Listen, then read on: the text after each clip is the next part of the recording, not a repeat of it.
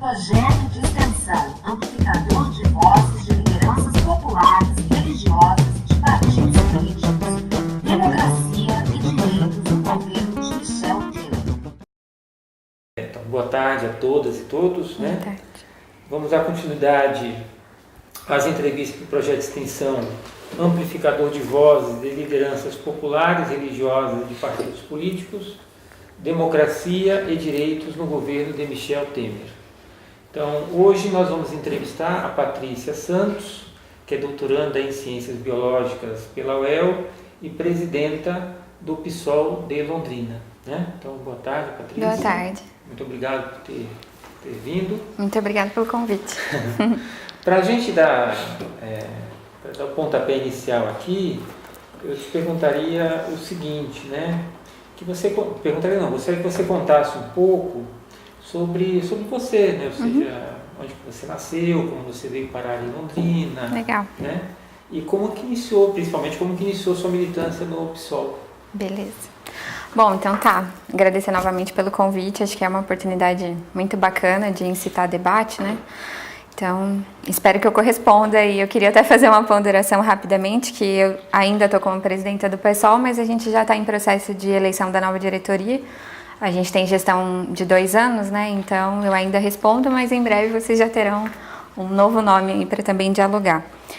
Como é que eu comecei? Eu, na verdade, nasci em Santa Isabel, São Paulo, interior de São Paulo.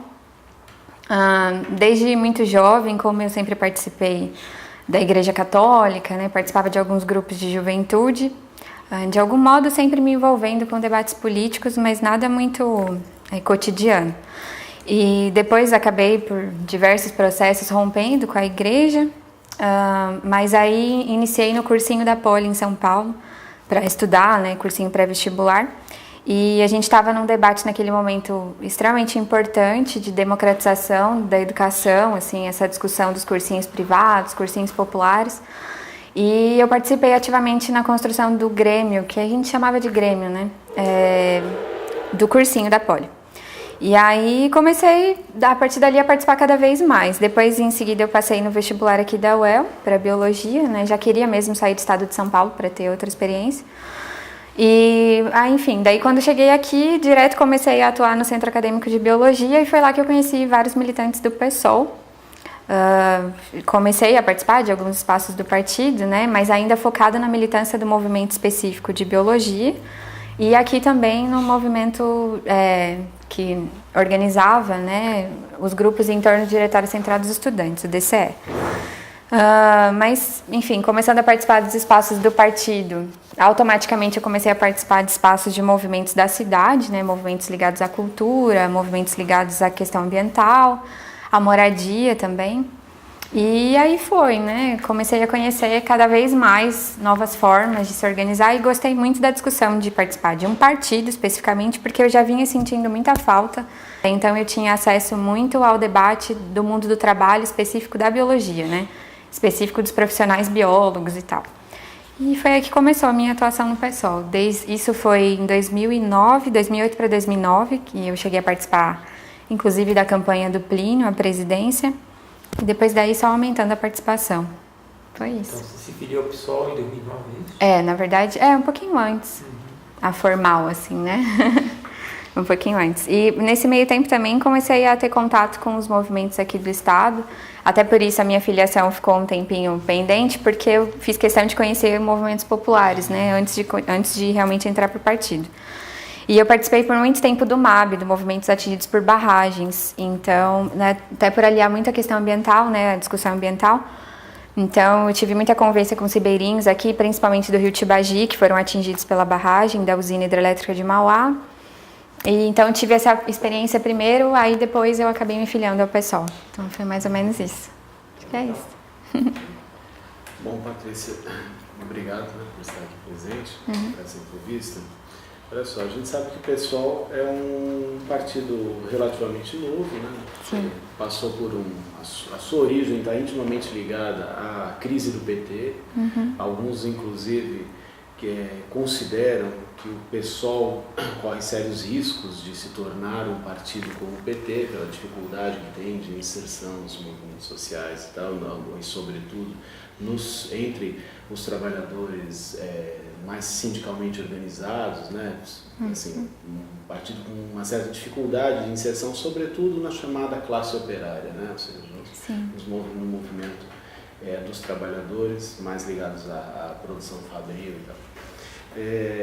Porém, o PSOL tem tido uma atuação importante nesse último período, sobretudo na esfera estritamente institucional da política, porque seus representantes têm dado voz a uma série de reivindicações de movimentos diversos, não só dos trabalhadores, mas também dos movimentos chamados movimentos identitários e tal. E a gente tem observado no país, neste último período, um processo de recrudescimento do conservadorismo, que tem afetado duramente instituições que atuam, né, instituições não só políticas, mas de direitos, de prestação de serviços do Estado, para atender essas demandas, vamos dizer assim, heterogêneas dos movimentos e dessas frações da população. E o pessoal tem tido uma atuação importante nisso. Eu gostaria de saber o seguinte: como é que vocês têm visto, qual é o valor que vocês têm dentro do partido a respeito dos governos petistas e, em particular, nesse último ciclo de governo, que é o do governo Michel Temer? Sim. Nossa, muitas coisas daria para comentar, né? Eu vou tentar focar algumas. Bom, acho que sim, para começar, a gente precisa fazer um balanço do que foram esses 13 anos de governo liderado pelo PT, mas com uma base mais ampla, que apostou na mesma política de conciliação de classes. Acho que esse é o balanço principal que a gente faz. E a gente, assim, ter cada vez mais certeza absoluta de que foi um projeto que não deu certo, né? Por que a gente fala que o projeto de conciliação de classes não deu certo? Porque foi um tipo de governo que tentou atender aos dois lados, né? Se por um lado fez algumas concessões à classe trabalhadora em termos de inserção pelo consumo, principalmente, por outro lado também não conseguiu atingir ao ritmo exigido de crescimento de acumulação capitalista. Então ficou num meio termo, assim, entre aspas, e acredito que dá para dizer, apesar de internamente no pessoal ter diversas análises, nesse ponto é consensual dizer que o impeachment, né, todo esse processo do impeachment e o golpe em si, ele fecha um ciclo que demonstra, talvez no seu ponto máximo, o esgotamento desse tipo de projeto, assim, né? Então, acho que esse é um balanço mais geral que a gente faz. E principalmente, assim, se a gente for pegar agora o processo de impeachment, existem diversas preocupações, né, que exigem da gente fazer análises a longo prazo, né, que é muito difícil ter essa perspectiva mais estratégica, menos tática, enfim. Mas algumas preocupações que têm vindo, né? Tem setores que estão altamente preocupados, criticando a Operação Lava Jato, por exemplo, a forma como tem sido conduzida, que é importante, sim, né? Se a Operação Lava Jato em si, ela é extremamente importante, a gente não nega isso, porque trouxe à tona. Se lá no começo, né, falava-se muito que a Lava Jato estava sendo altamente seletiva e que só pegava determinados nomes, depois da lista do Fachin com mais de 70 nomes, ficou difícil continuar afirmando que a Lava Jato estava sendo totalmente seletiva. Então ela tem a sua importância, o conteúdo da Lava Jato não pode ser ignorado. Trouxe à tona diversos nomes políticos envolvidos com a mais alta relação suja, corrupta, né, de políticos, de empresários, de funcionários públicos, desviando valores absurdos de recursos públicos. Então é extremamente importante, mas também a gente precisa pensar que a forma assim como foi conduzida, por que não? Né? Todo mundo focou bastante no nome do Sérgio Moro.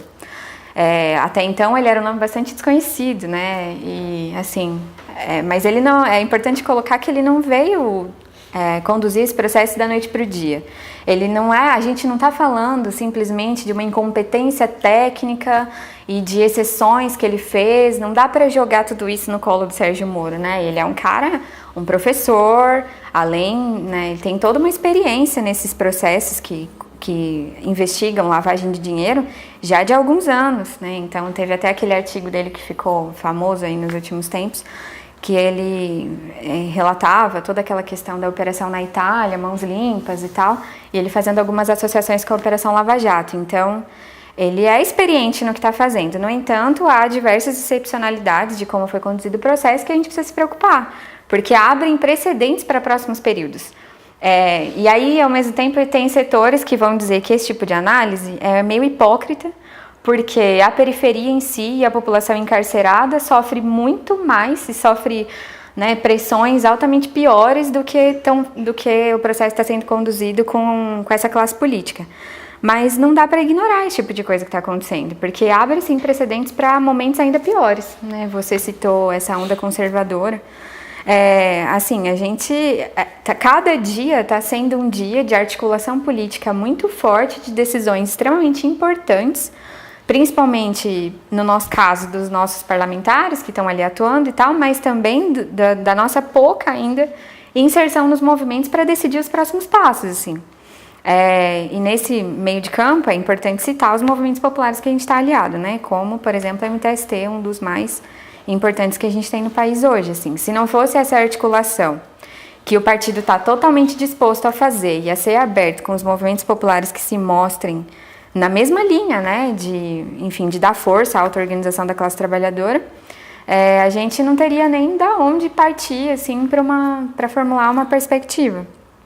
Tanto é que uma das propostas, assim, isso é bem recente, a última reunião foi semana passada, para a gente iniciar agora, a partir de agosto, um ciclo de debates que venha a formular, de fato, um programa que seja amplo, mas que seja sempre à esquerda, enfim, com todos os nossos critérios históricos aí para que não haja mais perdas de direitos para a classe trabalhadora, como a gente já vem tendo, e que a gente comece, né, a colocar em prática o nosso grande anseio de unificar a esquerda, né, de reformular um novo grupo, de tentar consolidar um pouco mais a reorganização da esquerda no país, assim.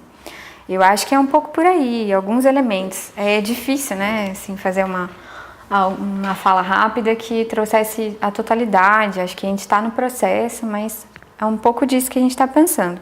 Acho que o Chico, no último nosso programa que foi para a TV, o Chico e a Luiza Erundina trouxeram duas frases de efeito, mas que eu acho que é bem legal para o momento, assim. O Chico fala numa hora lá, país mudo não muda, né? E a Luiza, o Chico Alencar. E a Luiza Erundina coloca, assim, que não são as pessoas que se unificam, são as ideias que unificam as pessoas, né? Ela lembra dessa frase que é bem importante, porque a gente avalia que a gente está nesse momento, assim. Está extremamente difícil pensar um processo eleitoral que está para chegar, né? Que está na nossa cara e a gente precisa de uma proposta porque precisa disputar esse espaço e, ao mesmo tempo, diversos protestos em andamento, dificuldades de articulação.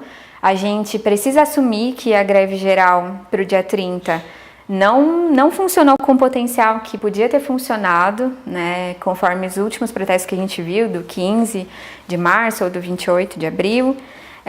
A gente ainda tem muito gás para ser usado, assim, só que a gente está com muita dificuldade ainda de articulação. A gente tem que assumir isso com certa humildade para até, inclusive, né, ter mais ânimo, mais fôlego para enfrentar o que está vindo, assim. Acho que é um pouco por aí, não sei se eu fugi muito. Não sei. Patrícia, boa tarde, né? Boa tarde. Agradecendo aí a sua presença, né? Você falou agora um pouco sobre a questão da unificação da esquerda, né? Como um projeto possível aí do PSOL até, e tentando unir setores que, em grande medida, eles ficaram, né, um pouco à deriva depois dessa derrocada aí do PT, né, derrocada política. Basicamente, eu queria saber, né, em termos disso, se vocês estariam incluindo, né, nessa possibilidade de unificação da esquerda a incorporação de alguns setores do Partido dos Trabalhadores, né? E também pergunto em relação ao diálogo com forças da esquerda, clássicas da esquerda, então o PSTU, o PSOL, né? Como que se tem visto isso, no sentido que, será que esses grupos, eles, tendo visões diferentes, eles estariam preocupados em construir essa unificação? O que vocês têm sentido? Falo isso porque vejo em alguns grupos uma tentativa de aproximação e resgate do próprio PT como ainda alternativa de esquerda válida no Brasil. Sim. Será que o PSOL, sem ficar no fantasma do PT, ele teria a possibilidade de construir isso objetivamente? Sim.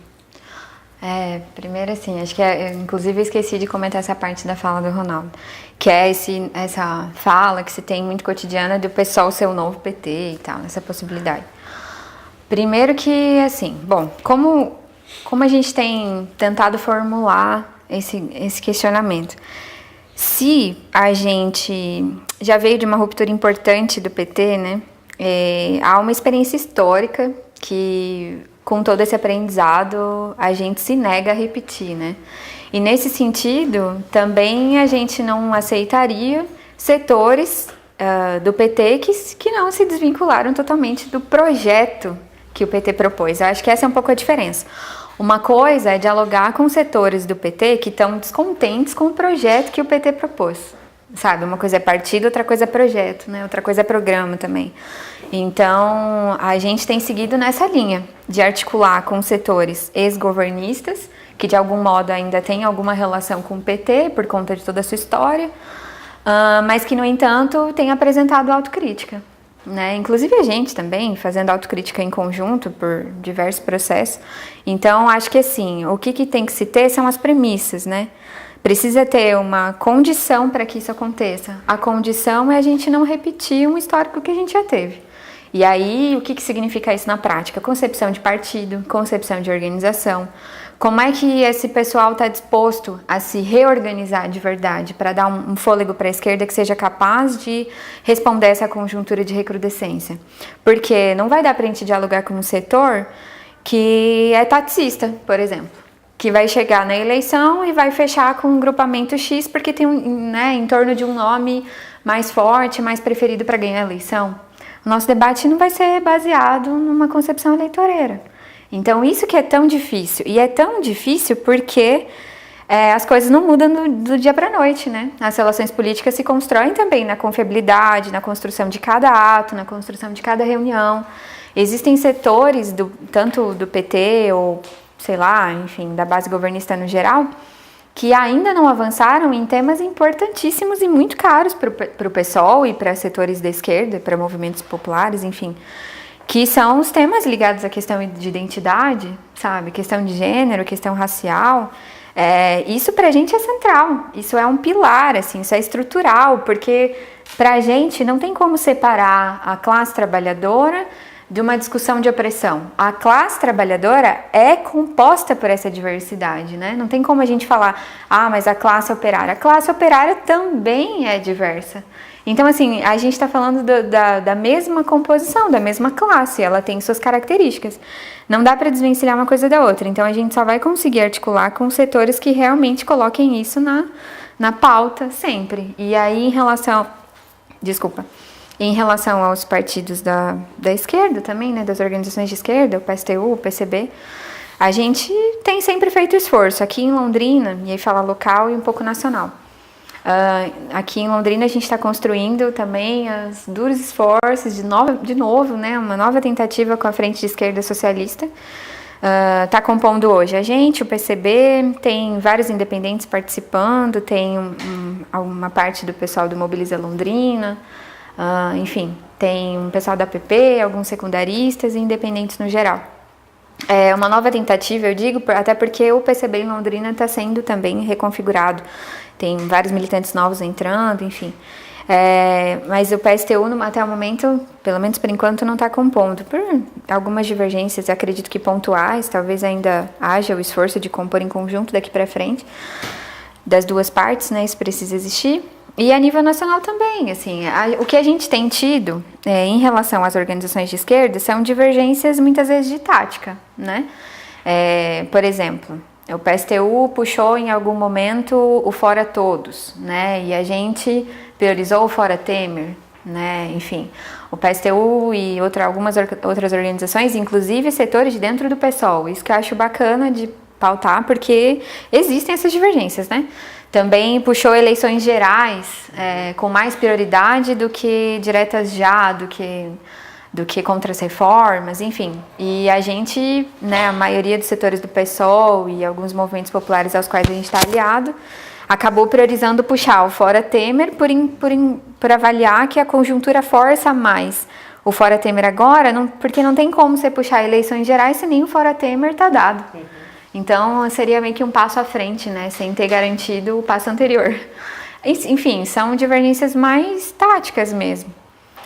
Claro que existem diferenças de concepção de partido e tal, entre nós, entre o PSTU, entre o próprio PCB, mas a gente está fazendo o esforço de atuar em cima de um programa, né? Então, acho que em relação a isso que você falou, é isso.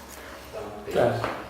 Então, Patrícia, ano passado, com vítima da Dilma e a ascensão do governo Temer, a gente viu a aprovação, né, da reforma do ensino médio, agora as tentativas de fazer uma reforma trabalhista. E como que o pessoal tem se posicionado, se articulado frente a essa conjuntura, essas reformas pontuais? Nossa. Então, assim, nossa principal preocupação tem sido exatamente esses temas, né? Porque acho que, assim, alguns setores tentaram dar uma acelerada na discussão da eleição, né? Tem que apresentar uma candidatura, 2018 tá aí, nananã. E a gente tentando dar uma segurada, porque é um pouco daquilo que eu estava conversando antes. É claro que o tema eleitoral, ele é necessário, é um espaço a ser disputado. Mas, ao mesmo tempo, a gente tem projetos importantes sendo aprovados, ou se já não foram aprovados, estão em vias de, né? Então, como você citou, as reformas. Então, por isso as nossas palavras de ordem assim, do período são prioritárias contra as reformas, enfim, além de puxar o Fora Temer, né?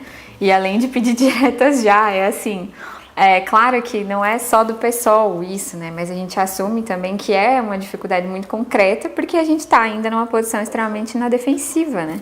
Você consegue visualizar, no geral, das organizações e da esquerda como um todo, essa dificuldade de apresentar uma proposta. Falar assim, não, é por aqui que a gente precisa ir agora, sabe? Não tem essa total clareza. Então, o que a gente está fazendo é se articular em diversas cidades, né? Assim, na onde a gente tem mais força, na onde a gente tem menos força, a gente está reunindo contatos, iniciando ainda alguma articulação.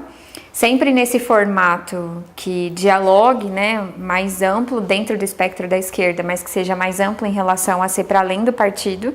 É sempre essa a nossa postura, seja via núcleo, via setorial.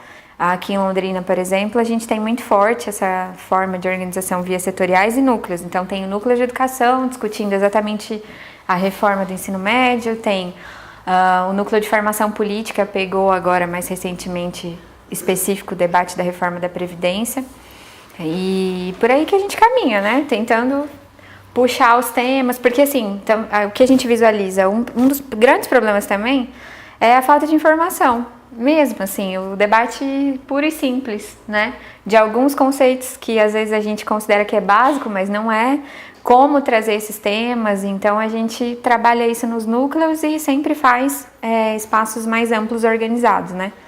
Então, tem sido assim em Londrina e tem sido assim a nível nacional. Sempre que a gente consegue também, né, que não é toda cidade que a gente tem isso, infelizmente, convida também o pessoal dos movimentos que estão naquela discussão, enfim. É assim que a gente tem se articulado, principalmente. Patrícia, eu queria voltar um pouquinho à relação do PSOL com os movimentos identitários. Porque, inclusive, essa é a gente poderia dizer assim, que essa é uma demanda, esse é um tipo de organização relativamente recente na história da esquerda, no modo geral, né? Talvez quem iniciou isso nos anos 80 tenha sido exatamente o PT, né? dos núcleos de mulheres, Sim, né? da Marcha Mundial. Da Marcha Mundial, etc. Né? Mas o que eu fico me perguntando, como o PSOL se apresenta no campo da esquerda em prol do socialismo, em favor das bandeiras da classe operária, dos trabalhadores de modo geral, né? Exatamente da classe operária, dos trabalhadores de modo geral, como é que vocês articulam essas demandas, digamos, específicas numa perspectiva de classe? Você falou, né, que a classe trabalhadora é oprimida também, e há uma diversidade de demandas no interior da classe trabalhadora nas quais, nessas demandas todas, elas aparecem. Mas como é que vocês articulam isso nessa perspectiva de classe? Porque há também, do ponto de vista de uma esquerda mais geral, não exatamente uma esquerda partidária, um certo identitarismo, não sei se você concorda que há isso, quando a identidade acaba se sobrepondo a qualquer outro tipo de demanda, ou qualquer outro tipo de reivindicação, de bandeira, né? Como é que você, enfim, um resumo, como é que o PSOL trata internamente isso e externamente também? Olha, Eliel, eu acho que, assim, como você disse, é relativamente recente, então a gente também está aprendendo, né, como lidar com isso. A gente tem sido bastante criticado também na forma como atua, e, enfim. Por exemplo? Porque às vezes vamos supor, tem um evento acontecendo, um evento de formação política, seja do partido, seja mais amplo. Vai ter um momento da programação que a gente vai deixar separado para reunião de mulheres. Coisas assim, né? Como é que a gente articula isso? Não é fácil mesmo, não é fácil jamais. Agora mesmo, para o seminário que a gente deve iniciar em agosto, via Frente Povo Sem Medo, teve essa discussão de novo, como é que vai ficar essa programação, né? Como é que a gente vai fazer o debate LGBT, de negros e negras e de mulheres, vinculado aos outros temas. Então, assim, o que a gente tem pensado? Tem conseguido formular para que avance nessa formulação sem ficar atravancando, né? Talvez de um modo mais prático, é isso que eu comentei, assim, a gente precisa entender que a classe trabalhadora, ela não é uma classe trabalhadora, né, de trabalhadores brancos, heterossexuais, enfim. Ela é uma classe trabalhadora totalmente diversificada. Ela também é gay, ela também é homossexual, ela também é bissexual, ela também é trans, quando consegue entrar no mercado de trabalho, no caso das trans, né? E, enfim, ela também é negra. E a gente articula sempre em conjunto. Por exemplo, no debate, vamos dar exemplos práticos, acho que fica mais fácil. No debate de mobilidade urbana, a gente faz todo o tema da necessidade de vincular o debate do transporte, não só a questão do trabalho, né? O trabalhador, ele também precisa dessa mobilidade para ter seus momentos de lazer, para ter o acesso à saúde, para ter o acesso a todas as esferas, ali, as necessidades básicas, que não somente o trabalho, né? O transporte, ele não tem que ser um serviço somente para a produção. Só que ao fazer esse debate vinculado à classe trabalhadora mais diretamente, a gente sabe que muitas vezes quem são as pessoas mais atingidas? As mulheres, inclusive gestantes, né? Mulheres negras, mulheres no geral, porque sofrem tudo quanto é tipo de assédio dentro do transporte público. Então a gente é sempre um recorte, né? É assim que a gente tem atuado. Fazendo o debate da classe como um todo, de toda a relação do trabalho, especificamente falando, e ao mesmo tempo fazendo o recorte de gênero, o recorte de identidade. Eu acho que tem sido nesse caminho. Tem muitas coisas que a gente só se vê forçado a elaborar na prática. Isso que está sendo, acho que, a maior dificuldade, né? No debate do transporte, há alguns anos atrás, a gente sequer se esforçava para pensar sobre isso. Então, agora a gente parte de uma realidade que existe ali e já consegue formular umas propostas melhores, assim, que completem mais essas demandas, né? E isso que você falou do identitarismo, né, que seria um termo, acho que existe, sim, existe mesmo. E a gente sabe que, por exemplo, dentro do feminismo existem mais de uma concepção, né? Mas assim, a gente tenta sempre abranger, né? Dialogar ao máximo para Porque assim, a gente já sabe dessa dificuldade imensa de fragmentação, então a gente tem atuado nesse sentido. Como a gente já teve algumas experiências com um grupo de feminismo mais radical e tal, mas assim, sem problemas. Nos setores que deu pra gente atuar junto, nos momentos que deu pra gente atuar junto, a gente atuou junto, com as mesmas pautas, baseado nos consensos, né? E, enfim, quando não foi possível, paciência, não foi possível, a gente teve mesmo que tocar dois movimentos diferenciados. Como a Marcha das Mulheres também, a Marcha Mundial de Mulheres, a gente já teve divergências dentro da própria marcha. Mas até hoje, né, existem pessoas do PSOL militando na marcha, existem pessoas do PT também, mulheres do PT, enfim, não sei se eu respondi muito. Acho que é isso. Eu vou fazer uma pergunta, Patrícia, que ela está ligada a essa, mas tem uma outra preocupação também, que é a seguinte. O Eliel comentou, e você concorda, que esses movimentos, vamos dizer assim, mais plurais, chamados identitários, eles emergem no Brasil nos anos 80, talvez um pouquinho alguns até no final dos anos 70, sobretudo. Eles aparecem no PT, mas alguns deles já estão ligados ao trotskismo nos anos 70, basta lembrar da Libelu, por exemplo, uma organização que tinha isso como um aspecto da sua pauta, né? Porém, tem uma questão importante envolvida nisso, que é o seguinte: o PT foi um partido muito importante da história da esquerda brasileira, não tem como negar isso, claro. Mas o PT nunca foi um partido que tivesse o marxismo como uma referência teórica fundamental. O PT não pode nem se dizer que tenha sido um partido socialista, porque tendo o marxismo, o socialismo no PT se reconheceu como algo marginal, ou quando muito, vamos assim, uma espécie de um corpo estranho ou relegado para um futuro distante. O PT, de um modo geral, sempre foi um partido que teve uma orientação de caráter reformista. Por isso, também, o PT nunca foi um partido que deu grande valor à formação política. Formação interna, formação de seus militantes, e nem também, veja, diferentemente do PCB, por exemplo, lá do PCB dos anos 30, 40, 50, nem também teve grandes veículos de debate, nem jornal, nem revista. As revistas do PT sempre foram muito frágeis, a produção teórica no PT sempre foi muito frágil, muito dependente da academia e tudo mais. E com isso, esses movimentos identitários, esses movimentos identitários se alimentam muitas vezes de matrizes filosóficas que são muito distantes do marxismo. Muitos deles são Foucaultianos, deleuzianos, e assim por diante, ou seja, o marxismo aparece, quando aparece, de um modo lateral e não como um aspecto central.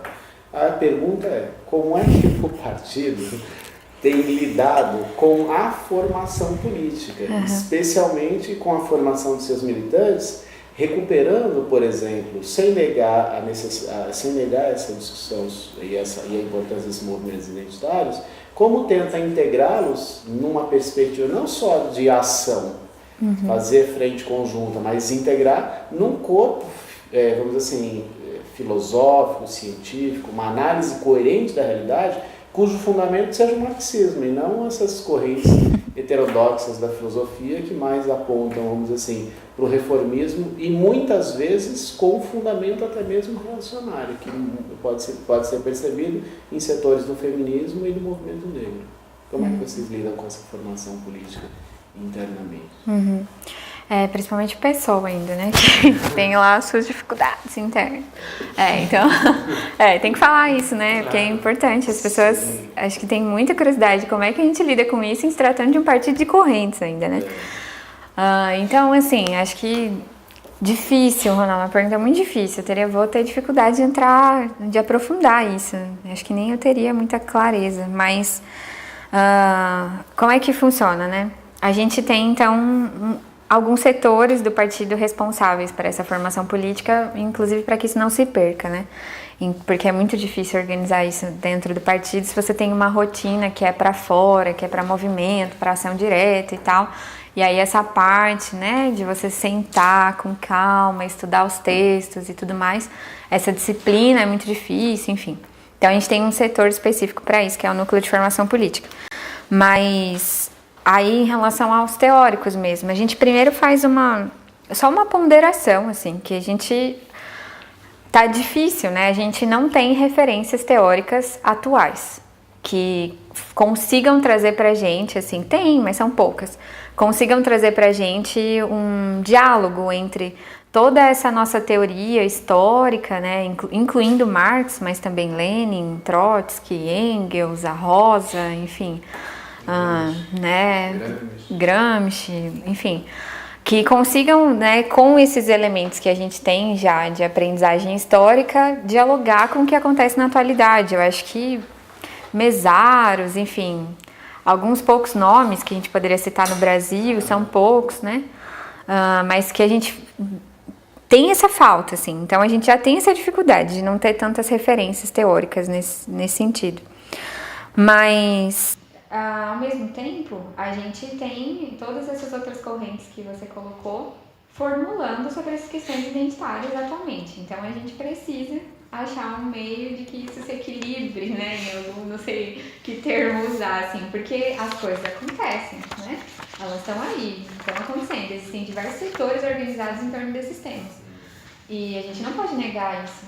Então o que a gente faz é, ao mesmo tempo que tenta resgatar, principalmente os conceitos marxistas, né? Toda essa teoria, não dá para negar isso que está acontecendo. Então a gente fica nessa crise mesmo e fala, bom, como a gente ainda não tem um programa exato e definido de como atuar, de um projeto de país, de proposta mesmo, a gente vai se moldando. Mas o que eu ia falar? E essa discussão, ela sempre veio pra gente vinculada à discussão do sujeito revolucionário, que é um outro tema altamente, né, uma trama muito complexa, existem muitas divergências sobre isso, mas é legal que ao fazer essa discussão, se é que existe mesmo, né, apenas um sujeito revolucionário no Brasil hoje, você pensar isso, existem setores defendendo que os indígenas cumprem essa função, vão cumprir essa função cada vez mais fortemente no próximo período. Há setores focando altamente nas periferias, na periferia negra especificamente falando. Enfim, tem setores que vão apostar, né? É um debate muito difícil, que as mulheres são centrais e, enfim, tem mais potencial e mais fôlego para incitar o início de processo revolucionário no Brasil. E a gente busca uma síntese, então imagina, não tem assim, em termos de verdade, eu não saberia dizer em termos de referência teórica, alguém que a gente se baseie para seguir sozinho, porque não tem essa pessoa, não tem essa referência teórica. O que a gente faz é sempre nunca deixar, né, nunca negar que existem essas diferenças e tentar lidar com elas na prática mesmo. Eu sei que é uma resposta meio abstrata, sabe? Mas é que é só no dia a dia da militância que a gente verifica, por exemplo, essa questão que eu falei da mobilidade, mas tem outros temas, tem a questão do trabalho, né? A gente sempre debate trabalho numa perspectiva, sei lá, às vezes muito salarial, e não pensa nas condições totais do trabalho, enfim, acho que é isso. Vai pensar a cidade, mas não pensa nos casos de estupro, não pensa na iluminação pública, não pensa, né? Porque quem mais são atingidas são as mulheres, de novo. Acho difícil, assim, como eu comentei com o Eliel, eu acho que a gente está aprendendo muito. É difícil ter uma resposta para isso agora, assim. Não sei dizer mesmo, acho que a gente está formulando. Difícil, muito difícil. Então, você falou que por conta das várias disposições internas e por ser um partido de correntes, fica muito difícil de saber quem são os teóricos, né? Aqueles que vocês se baseiam. Mas eu queria perguntar sobre aqueles que vocês não se baseiam, né? Ou que talvez sejam os seus não tão muito amigos. Assim, do tipo, queria fazer uma pergunta especificamente em relação aos grupos que vêm crescendo, da chamada de nova direita brasileira, o que vem nessa onda conservadora, especificamente, por exemplo, o MBL. Né? Eu vejo que há um tempo atrás, e aí não tão longo assim, o pessoal ele teve uma grande influência no movimento estudantil, nos movimentos de jovens, isso ainda, claro, existe, né?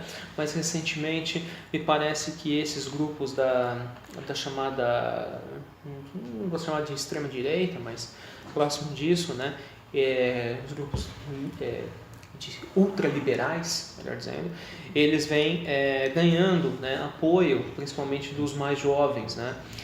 e talvez, né, quebrando um pouco daquele vínculo, né, que os partidos de esquerda, no caso o PSOL, teve, né, por exemplo, de estabelecer um campo mais ou menos de diálogo com os estudantes, com o movimento estudantil nas universidades, né. A minha pergunta ela é mais ou menos assim: se, tendo em vista essa situação hoje cotidiana, com o crescimento desses grupos, como é que vocês têm ido para o enfrentamento, né, com eles, nesse enfrentamento, como que vocês têm tirado, né, possibilidades também de explicar para a população as contradições que muitas vezes esses grupos sobre as contradições que esses grupos estão naturalizando, né? Outro dia eu vi um vídeo do Kim Kataguiri, né, falando sobre criticando, né, que os grupos, por exemplo, né, o partido, o PSOL, que saíram pela greve geral, né, eles eram basicamente mal intencionados por conta de que seriam grupos que estariam enganando o trabalhador de que a reforma da Previdência ela seria melhor para os trabalhadores. Esse discurso vi na minha timeline do Facebook, muito bem compartilhado, mas por um outro lado eu não vi respostas à altura disso. Então como é que vocês estão fazendo esse embate ideológico? Tá, acho que é um tema bem, bem importante, tá? Inclusive porque você citou as redes sociais, né? Isso é bem legal. Olha, eu acho que, assim, o primeiro ponto que eu gostaria de colocar é que para fazer esse enfrentamento a gente precisa estar ciente de que a gente está falando de consciência. Então, assim, como é que a gente assume, né? O processo de consciência, o processo de tomada de consciência, ele não é uma ciência exata, né? E as pessoas, elas podem avançar e retroceder nesse processo de consciência. Então, enfim, eu não lembro quem, acho que agora, talvez o Mauriazo, que faz essa relação do processo de consciência ser uma espécie de mola, né? Que ela avança e retrocede a depender, enfim, dos processos de militância, da conjuntura, da própria atuação da pessoa, organizações, enfim. Então, a gente precisa saber que a gente está lidando com isso. Ou seja, que é um processo altamente complexo de você manter mesmo, né? Porque isso não é estável. Então, os processos conjunturais influenciam muito nisso. Pessoas, figuras como Kim, ou até movimentos como o MBL, eles interferem, né, fortemente nesses processos de consciência. Então, a gente está lidando com algo muito difícil, assim. E nesse sentido, eu acho que a gente tem a tarefa de politizar cada um desses momentos que a gente está vivendo, o que é uma tarefa muito mais, né, tão difícil quanto. Por exemplo, aquilo que eu estava citando no começo, todo esse processo de impeachment, a Operação Lava Jato, tem coisas que eu acho que a gente acaba deixando passar, mas não porque a gente quer, enfim, porque é difícil mesmo absorver tudo isso e sair fazendo síntese, né? Mas tem uma coisa que eu acho bacana da gente ressaltar, que é o problema da corrupção, né? Será que um governo que a gente tem hoje, que libera aí 500 bilhões por ano para pagar os bancos, sei lá, quase 500 bilhões de isenção de subsídio também por ano para, né, para empresas grandes, estilo Friboi, Vale, enfim.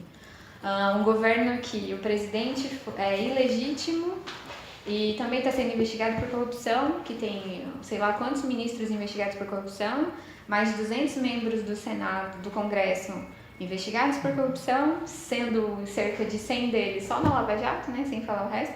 Como é que esse tipo de governo vai chegar para a população e vai falar, não pense em crise, trabalhe, né, que foi o que eles falaram e continuam falando. Então a população vê isso por um lado, e vê, por outro lado, um discurso estilo MBL, ou sei lá quais agrupamentos, que tentam a todo momento demonstrar uma espécie de herói da situação, né? Eles podem até não falar um nome, muitas vezes, mas apontam para esse sentido, que tá tudo errado, que é todo mundo corrupto, que tá todo mundo no mesmo saco, e que isso não pode mais, mas, né, e aí o que aponta no fundo das coisas, assim, lá no fim, o que esse tipo de discurso aponta? Que a qualquer momento vai chegar alguém, que afinal de contas a eleição está aí em 2018, que vai trazer a solução dos problemas. Então, olhe para a classe trabalhadora, que tem toda a sua rotina, que já é dura em todos os sentidos, de trabalho, enfim, de tudo que a gente tem vivido,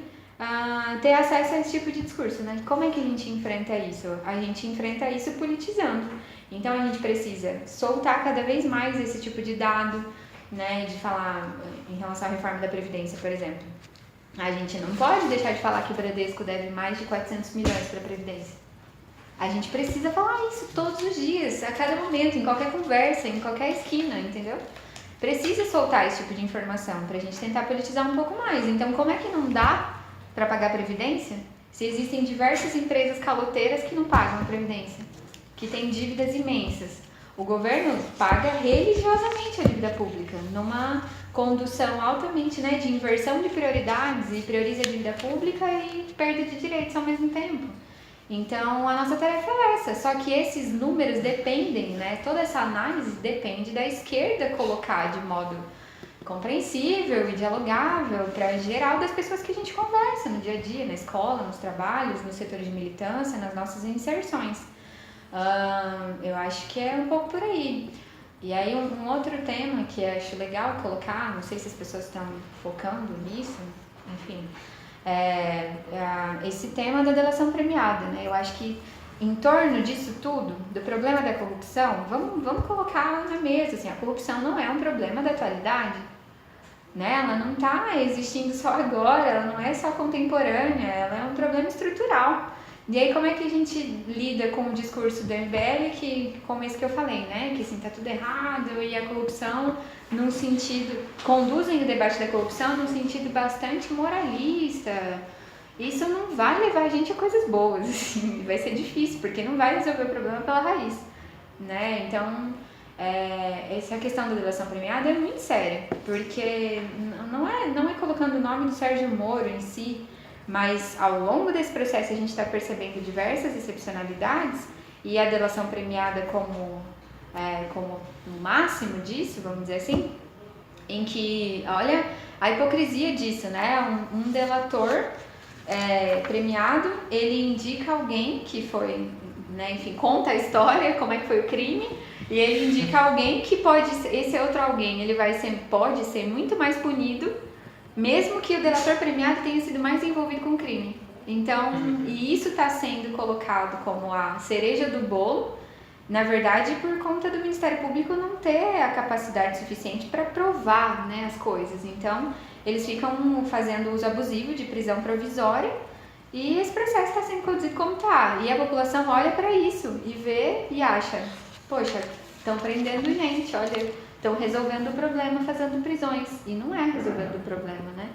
Então, mais uma vez, entra a nossa tarefa de politizar, de fazer uso das redes sociais, né? Se utilizando disso também, a gente tem uma nova geração de pessoas ativistas. Então, e a gente tem todo aquele problema da falta de atenção, da dificuldade de lidar com o cotidiano, que é sempre muito rápido, né? Existem pesquisas aí que mostram que as pessoas prestam atenção no máximo a 2, 3 minutos de alguma coisa, seja qualquer coisa, um vídeo, um áudio, sei lá, um texto.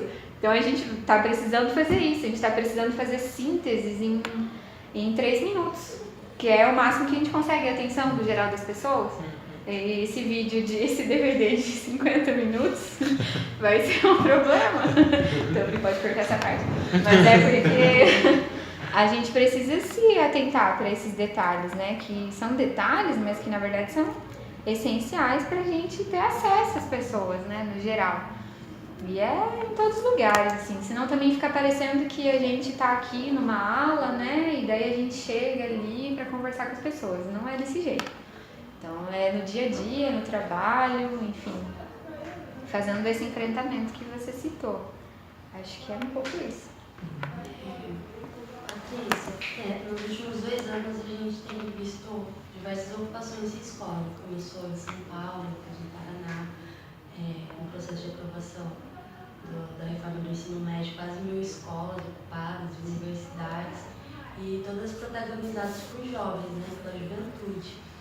E aí eu queria saber como que o PSOL faz esse debate de internamente a figura do jovem, da juventude, papel histórico, político, e também a juventude é trabalhadora, negra, LGBT, mulher, mas tem a questão geracional também, né? E como que vocês debatem isso e também em questão de políticas públicas para a juventude, assim, se tem alguma...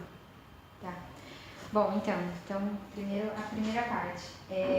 Esse é um debate altamente frequente no PSOL, porque o PSOL acho que em sua maioria é formado por jovens, né? Não sei dizer em porcentagem, mas com certeza mais da metade. Com certeza mesmo. E a gente já teve alguns poucos conflitos, assim, aí não só dentro do partido, mas também na nossa atuação, junto com os movimentos, essa dificuldade geracional que você coloca, né? Muitas vezes existe um preconceito mesmo geracional, né? E aí, sei lá, mas isso é bem pouco, né? Situações em que as pessoas mais velhas têm aquele ar meio de superioridade em torno de alguma formulação, né? A gente tem quebrado isso, já é bem menos frequente esse tipo de situação, mas foi já um conflito existente. Que ao mesmo tempo a juventude, ela pode ter, né, menos experiência de organização, menos experiência por conta do período, né? Mas pode ter vivido processos como os que você citou, de ocupação, que são processos fortes de militância, né? São processos intensos, que também trazem uma experiência, apesar de muito rápida, muito rica. Então a gente precisa, né, tomar esse cuidado, assim, porque não quer dizer que a pessoa é um militante de 40 anos, 50 anos, que ele vai ter necessariamente um acúmulo, entre aspas, né, superior ou muito mais complexo do que um jovem que está começando a sua militância política ali com 18 ou até menos. Como os secundaristas que estão participando, são poucos ainda, das articulações que estão sendo feitas aqui em Londrina, por exemplo. Alguns deles participaram dessas ocupações e trazem esse acúmulo, né, que é bem importante. Então, acho que é lidar com isso, porque não necessariamente uma coisa leva a outra. Então, ao mesmo tempo que a gente tem jovens altamente conservadores que não se envolvem com nenhum tipo de ação política, né, a gente também tem pessoas com mais experiência, com maioridade, que também não se envolvem e vice-versa. Então, não é uma regra e a gente precisa respeitar que isso não seja regra, né. Agora, em relação a políticas públicas, como boa parte do partido e dos movimentos que a gente participa, que são jovens, é um foco muito grande o debate de juventude. Então, a todo momento a gente está formulando política municipal, né? Aqui em Londrina mesmo, o primeiro tema dessa nova rearticulação da Frente de Esquerda Socialista foi justamente o projeto Escola Sem Partido. Então, muito por conta dessa participação forte da juventude, né? Mas também dos professores que trouxeram esse tema à tona, e aí estava, e ainda está, né, acontecendo na Câmara essa discussão. Então, a gente é muito pautado, na verdade, pelo debate da juventude. E em relação a políticas públicas, acaba sendo o nosso maior foco, assim, né? Claro que a gente também entra nos outros temas, mas é por conta do próprio sujeito político, né? Então, é bem frequente a nossa discussão. Acho que é isso, passe livre, né? Todas essas políticas que atingem às vezes mais diretamente a juventude estudante e também trabalhadora, é bem cotidiano no partido, nos movimentos que a gente compõe, assim. Ok, Patrícia, muito obrigado, né? Ótima entrevista, isso.